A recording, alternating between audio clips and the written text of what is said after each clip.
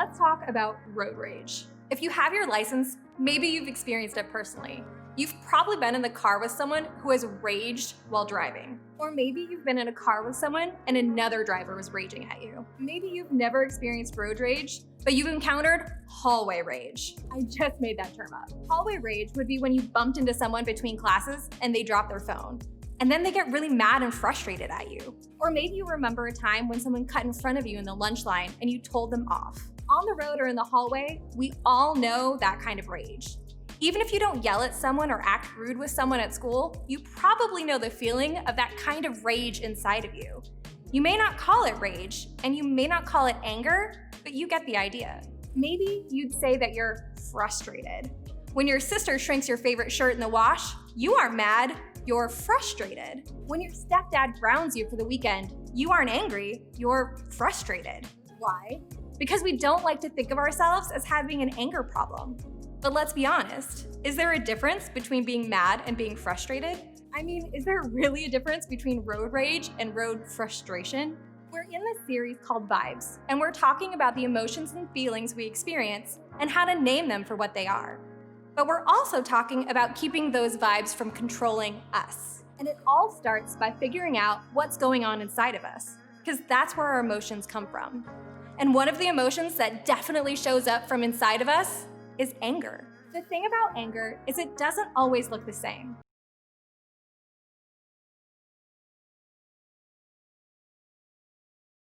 Sometimes it means yelling at someone or losing your temper. That's how we normally think of it. Sometimes it means giving someone the silent treatment. You know what I'm talking about? Sometimes when someone is mad at you and they're not saying a word, it's way worse. In fact, maybe you're really good at giving people the silent treatment. Not only is it a way for you to process your anger, it's a way for you to control the situation. You hold the power because you withhold the words. Even more complicated, not all anger is bad. There's the anger we feel when we see injustices, when we see things like certain groups of people being treated unfairly, causes that we care about not being taken seriously, racism, people who don't have clean water, or people who don't take care of the planet. When we see these things happening in the world that aren't right, it's a good thing to get angry. So sometimes anger is helpful, and other times it's destructive. Either way, it's a powerful emotion. So what can we possibly do to get this vibe under control?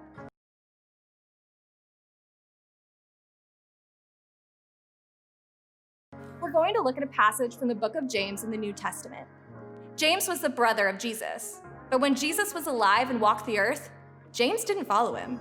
It was only after Jesus was crucified and came back to life that James was convinced. Eventually, James became a leader in the early church. He lived in Jerusalem, and he wrote a letter primarily to Jewish Christians. It's a letter full of wisdom. And in that section we're going to look at today, James offers a principle that may sound a little too simple at first. But hang in there, because if you and I can learn to do this, it'll change everything. James starts by saying this: "Who is wise and understanding among you?" We hear the word wise a lot, but we may not really focus on what it means. Wise is different from smart. You can be born smart, but wisdom is earned. If you're wise, you take what you've experienced and learn from it. You understand that life is connected and that actions have consequences. And James is saying, this is important, and I want to make sure you get it, because here's what's next. He continues, "Let them show it by their good life, by deeds done in the humility that comes from wisdom." So James is making a connection here. He's saying that wise people are humble. And what does humility look like? It starts with a proper view of yourself, where you don't see yourself as the exception to the rules. You don't think the world revolves around you and your desires. You don't think that you deserve better treatment than everyone else. You don't see everyone else as a means to an end for what you want. James is saying that wise people don't do these things. He continues, "But if you harbor bitter envy and selfish ambition in your hearts, do not boast about it or deny the truth." Harbor basically means to let something stick around. If you let stuff stay with you that makes you think you're better or more important, don't deny it. Call it out. Don't pretend to be fine. And then James says this: "For where you have envy and selfish ambition, there you find disorder and every evil practice." Let's say it a different way. When pride or arrogance gets lodged inside of us, It comes out in our actions. Not exactly great news. But he doesn't leave us hanging. A couple verses later, he asks, "What causes fights and quarrels among you?" I bet I could stop right there and everyone would have an answer to that question. Parents with unrealistic rules, younger siblings that won't stop being annoying, friends that don't text back, a stepdad that acts like he's always right, people with obnoxious TikTok accounts. We all have an answer outside of us that causes the problems among us. But James isn't buying it. He answers his own question by saying, "Don't they come from your desires that battle within you?" In other words, your mom may drive you crazy and your little brother may be annoying. But what causes the arguments? It's not them, it's you. Or more specifically, what's in you.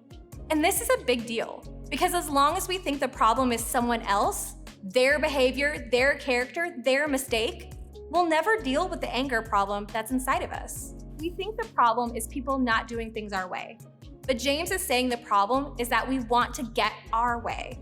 But as long as we think the problem is outside of us, we'll never take care of what's inside of us. You may disagree, because maybe you feel like the things you want are things that have to be earned. Things like freedom, respect, trust, and responsibility. And when you don't get the things that you feel like you've earned, it doesn't seem fair. And you're right. But James isn't talking about what's fair and what isn't. He's saying that if you want to get to the root of your frustration and anger, you need to be willing to admit that the problem is in you. The problem is when you don't get what you think you deserve. So what do? Well, we have to change the script. When other people aren't acting like we think they should, or we aren't getting what we want or think we deserve, we have to change what we say.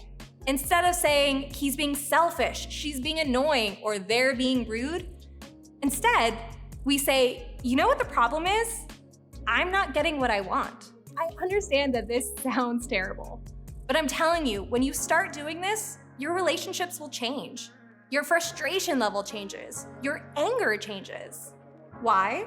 Because you're no longer looking to other people as a reason for why you feel the way you feel. As long as you're looking to other people as the reason for feeling the way you do, other people have control of your emotions. On the other hand, when you start admitting that the problem is that you're not getting what you want, you get control back. And isn't that what we all want when it comes to our emotions? We want control. James is making the point that as long as you think the problem is outside of yourself and that it's somebody else's fault, you'll feel like you get a free pass to act however you want, because you can say that you didn't do anything wrong. You can avoid ownership and responsibility. You can look at others and say, "They made me do it. They made me act that way. They made me say it. They left me no choice." But James is saying, nope. If you did that thing or said that thing that was angry, mean, or hurtful, it was because it was in you to say it or do it. Of course, there are circumstances that should upset you, like being treated unfairly. But imagine if in the middle of feeling your anger and frustration, you were able to say, part of the problem, not the whole problem, but part of it, is that I'm not getting what I want. Just being willing to say that out loud helps you keep yourself from being controlled by anger and frustration. Owning your part of the problem keeps your anger and frustration from driving you and owning you. And no matter who you are, that's a good thing.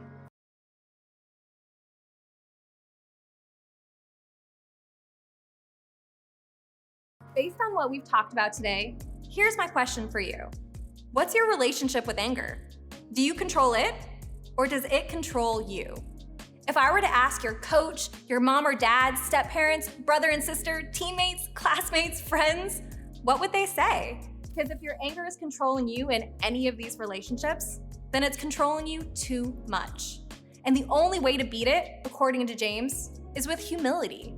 And humility says, it's not all my fault, but I'm going to own my part of it. And my part of it has to do with me not getting my way when I want to.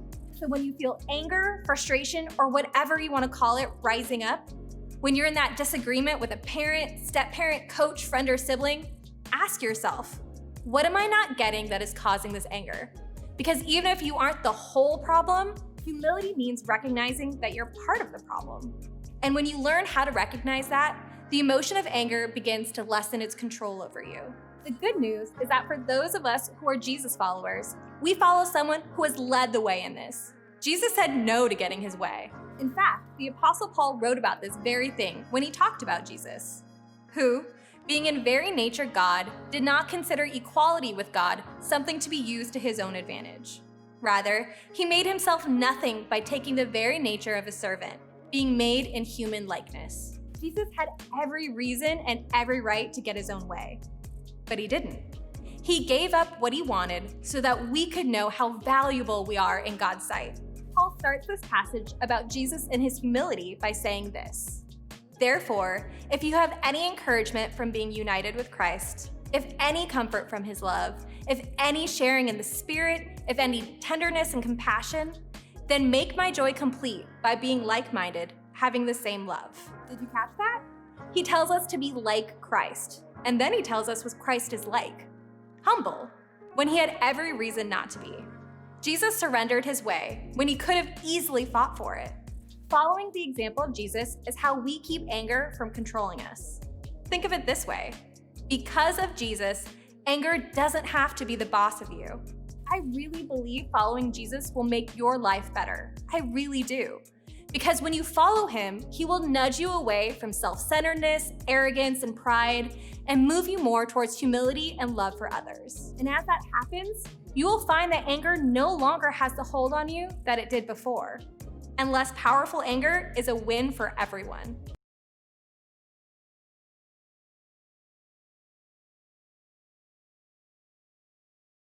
This week, I want you to begin imagining what life would look like if anger didn't control you. None of us will get this right completely or all the time, but I want to encourage you to talk to someone this week. Maybe it's your pastor, or maybe it's your small group. But talk about some ways that you can take some steps in the right direction. In your personal circumstances, what would it look like for you to choose wisdom and humility over anger? When you're no longer controlled by anger and you choose to show humility and love, it can change everything.